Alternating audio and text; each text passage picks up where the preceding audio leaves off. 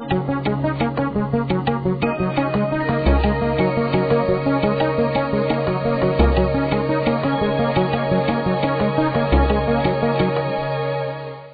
good afternoon to everyone, and I hope that the love of God has indeed captured your heart. And today you're going to have to do some real serious thinking today.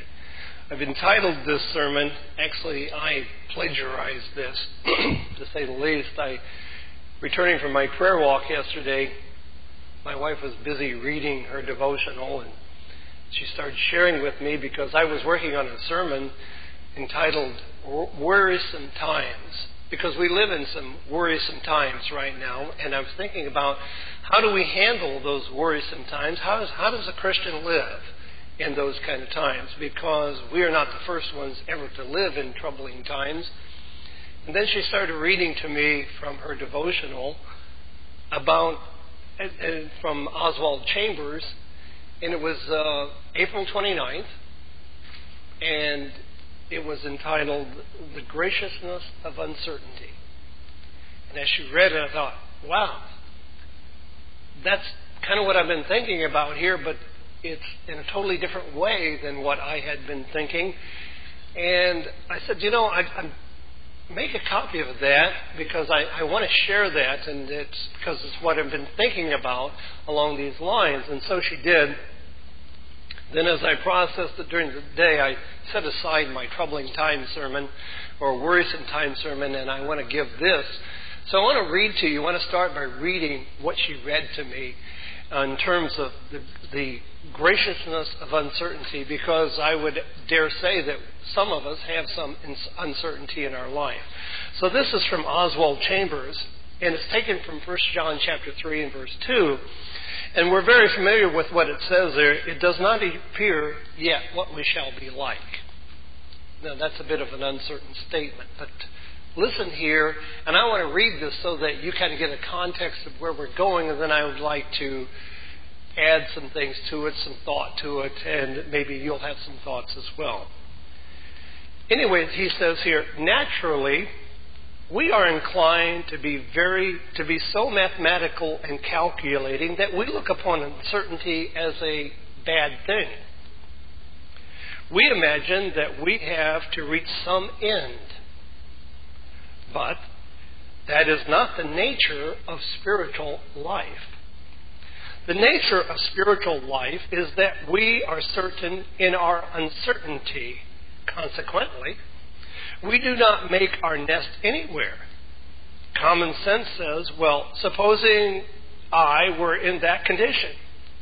We cannot suppose ourselves in any condition that we've never been in. Certainty is the mark of common sense life. Gracious uncertainty is the mark of the spiritual life. To be certain of God means that we are uncertain in all our ways. We do not know what a day may bring forth. This is generally said with a sigh of sadness. It should be rather an expression of breathless expectation. We are uncertain of the next step, but we are certain of God. Immediately, we abandon to God and do the duty that lies nearer. He packs our lives with surprises all the time. When we become advocates of a creed, something dies. We do not believe God. We only believe our belief about Him. Jesus said, except you become as little children, spiritual life is a life of a child.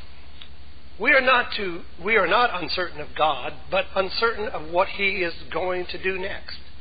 If we are only certain of our beliefs, we get dignified and severe and have the ban of finality about our views. But when we are rightly related to God, life is full of spontaneous, joyful uncertainty and expectancy. Believe also in me, said Jesus, not believe certain things about me. Leave the whole things to Him. It is a glorious uncertain how He will come in, but He will come. Remain loyal to Him. Got to thinking about that, and I said, I've got to read that again and think about that. And then I thought, I've got to share that because it's profound in its understanding. I think it's profound for anybody who has been part of a kind of a really structured environment that gives them a sense of safety. A legalistic environment that gives them a sense of rightness. One who is not able to work outside of knowing exactly where they are. As I think I have admitted to you many times, and this struck me because I'm the kind of person that when I get lost, I become less Christian. Actually, I become who I really am. It's just more obvious. Because when I get lost, I get anxious. When I get anxious, I get irritated. When I get irritated, I act and say and do things that I ought not do in a manner that is less than Christ-like in my attitude. I'm certainly, when I get lost, I am not very sociable. I just get quiet and withdrawn and aggravated and irritated and those things. So let's go back and read the context of what Oswald Chambers was talking about. This is 1 John. Now what he's quoting is not Oswald Chambers. What he's quoting is the Apostle John's writing, inspired by God. But we'll begin here in verse 1. How great is the love the Father has lavished on us. And several of the songs that we sang today were about how God has lavished His love upon us. That we should be called children of God. And that is what we are. Now that's a very certain statement there. The reason the world does not know us is that it does not know Him. Now here's the scripture that he was focusing on. Dear children, now we are the children of God, and what we will be has not yet been made known. But we know that when He appears, we shall be like Him. For we shall see Him as He is. And everyone who has this hope in Him purifies himself just as He is pure. Now, with this uncertainty, it can seem at best ambiguous. And you can think, well, wait a minute, we need more clarity than this. We need a definite black and white answer about life and about God and about how we're going to be, and we've got the answer. And I ask the question, do you? When I ask another question that popped in my mind as I was driving to Santa Rosa this morning for services,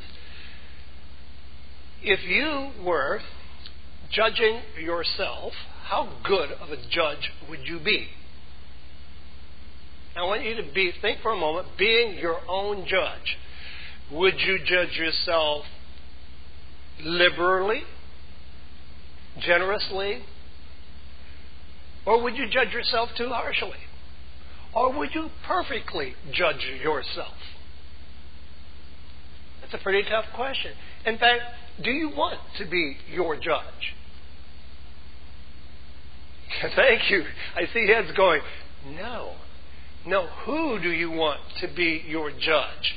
Jesus. Absolutely. And it begins to help us to take a context of, whoa, life, when Jesus is the judge, then all the things that we look at, we know that He's going to judge us righteously.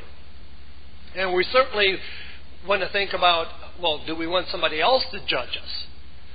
When we think, oh, no, that's not what we want. But what we see here in 1 John is this statement of uncertainty. We don't know yet what we're going to be like, except we're going to be like Him, is surrounded by scriptures of certainty. The certainty is we know that we are His children. That's a very certain thing.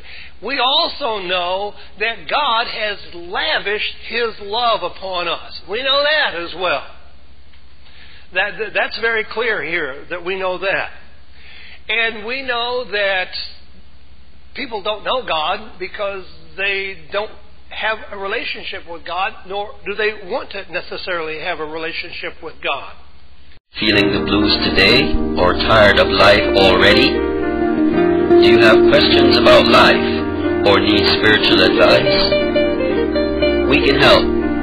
Log on to worldwidechurchofgod.com or wcgfairfield.blogspot.com and stay connected to reality.